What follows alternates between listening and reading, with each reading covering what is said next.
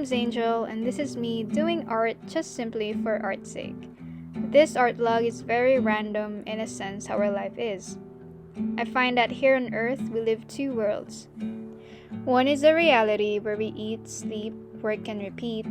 And the second one is, if we have the time, money, and energy to do something, where am I gonna be?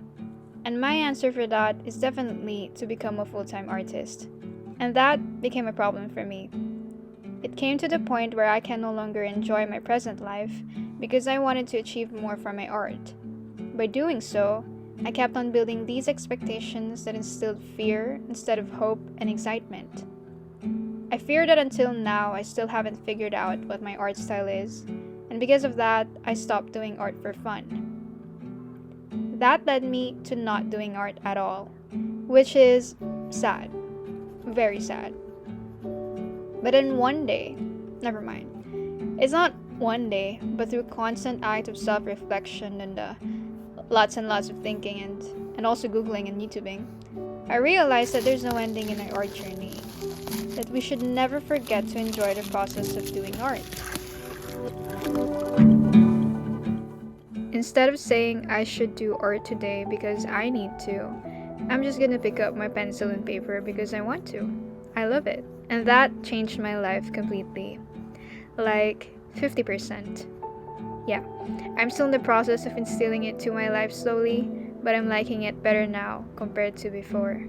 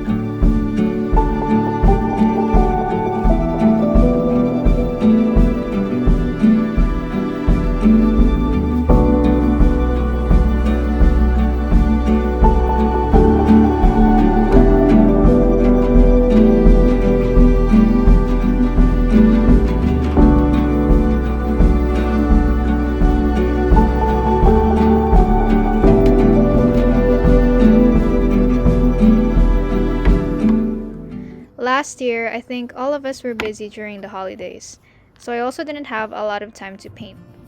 I was working on a painting series that I thought I could have finished by then, but the last piece is still incomplete. I didn't think of it much because I need to be in the right headspace to visualize my rough concepts. And so I dedicated last December to create mini paintings as Christmas gifts. Though if you're interested to check out that art vlog, it has a peculiar story behind it, which I'll dedicate a final video in the future. Going back, I was working on the medium gouache paints. I find it very intimidating because I never used it before, so I feared it. But recently, I bought one. I changed the term fear to excitement. And before, I feared painting gouache paints on canvas because most of the artists painting gouache mostly use paper. But now I'm excited to paint gouache on canvas because I really want to try it, and I'm glad I did because it was so fun. Think of it this way. When we were kids, we used to draw stick figures to represent a person until we realized that humans do have flesh on them. And so we stuff them up and make them look that they have flesh. That also means it's harder to draw hands. And so we hide them because we're scared to draw hands. And some kids already stopped at this stage, while other children try to make shortcuts. maybe drawing a ball shape or give it a literal thumb. Others try to draw hands even if it's ugly from the start. They analyze, compare, and experiment, and now they are those kids that we watch tutorials on how to draw hands on YouTube. Although everyone has a different style, but you get the point. This painting is from a particular reference photo, but after that I add my personal touches to make it more painterly. This is where I no longer look at the photo and try to analyze just the painting itself. I detach it from the original picture, and now it is its own story. What's lacking, or what's too much? Is it good now? I added the clouds to add more depth to the subject and made some colors more vibrant.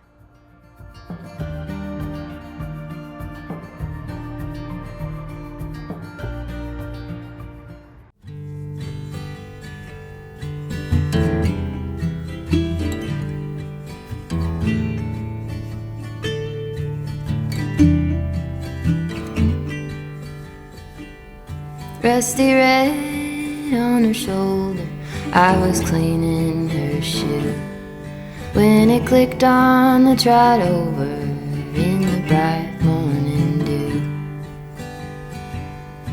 We brushed and we braided dandelions and chewed. It was a mutual arrangement we both saw into.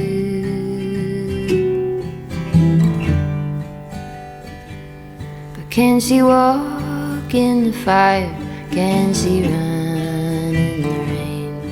Can she make it up the mountainside? Can she make it down again? I have often wondered if she'll go and jump the fence.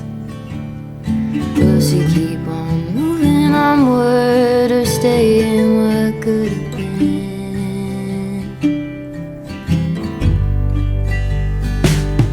Broke my arm in December, we were running for the thrill.